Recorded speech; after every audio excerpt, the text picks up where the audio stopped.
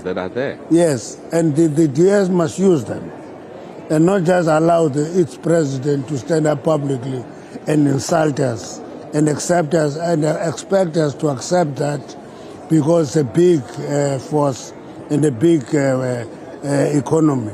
We can't do that. We must resist that. We have a sovereignty that should be protected. We have a country that... What AfriForum has been doing has been deliberate, and they've been quite clear in their advocacy against any form of transformation in our country. They've been quite clear and blatant to stand against any form of unity and inclusivity. And so after engaging the president, will they be convinced differently? I don't know, But what we find disturbing is that they know our constitution, they've used it, they've referenced it in litigating against the government and in pursuing their interest. And the kind of misinformation that they've led about our country has been deliberate and has been part and parcel of their anti-transformation agenda. Well, we've made it very clear that we are more than prepared to join the ANC and work in the government of national unity. But we can't do it with the people who killed Krisani, the people who tortured our own people, the people who oppressed us, the people who are advocating that every progressive policy must not be implemented. That's why you've got this noise from Donald Trump.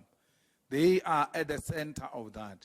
They thought they were going to bully the ANC in that GNU, and the ANC will develop a cold feet. The ANC is pushing forward ahead. They now are seeking external intervention, which seeks to undermine the sovereignty of South Africa. So the ANC must know that we are just outside, we're at the doorstep. Once they remove the DA and they want a partner, we are in. There's no government that is going to collapse here because Helen Zille says so. We're not going to hear from Helen Zille. Yeah. Even if that is so, and we do not agree, but even if that is so, with the expropriation bill, the president had a minister that advised him on the back of legal advice that he got, that there are several clauses within the expropriation bill that will not meet constitutional muster. It is the job of the minister to advise the president. The president ignored that advice and unfortunately did not do what the minister asked. We asked that that bill be sent back to the National Assembly. The clauses that had constitutional problems, we could have ironed out very quickly in the National Assembly and then brought that bill back to the president to sign. The president could as well, from his side, send it to the Constitutional Court and ask them to give judgment on the constitutionality thereof. When it comes to the NHI, for example, the NHI, the Bella Bill and the Expropriation Bill are all bills that were signed in and agreed to in the previous parliament.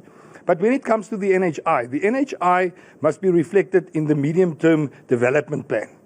Now, that medium-term development plan, there must be sufficient consensus in terms of clause 19.3. So we are insisting that when it comes to the NHI, that sufficient consensus must and should apply. And even if Mr. Mbalula thinks that other acts does not apply to section 19.3, we must from now on have an understanding within this GNU that the ANC does not govern anymore alone. They must come to that realization. Everybody should also know that they might not necessarily all the time get what they want. We've got to work together. And it's time that the president must do everything in his power to try and save this GNU as well. We cannot have the president standing on Davos in the international arena and brag about the accomplishments of this GNU. But back at home, he's just steamrolling through old ANC ideologies. It will not happen on our watch. We will not allow that. We will insist on sufficient consensus being reached with all decisions within the GNU.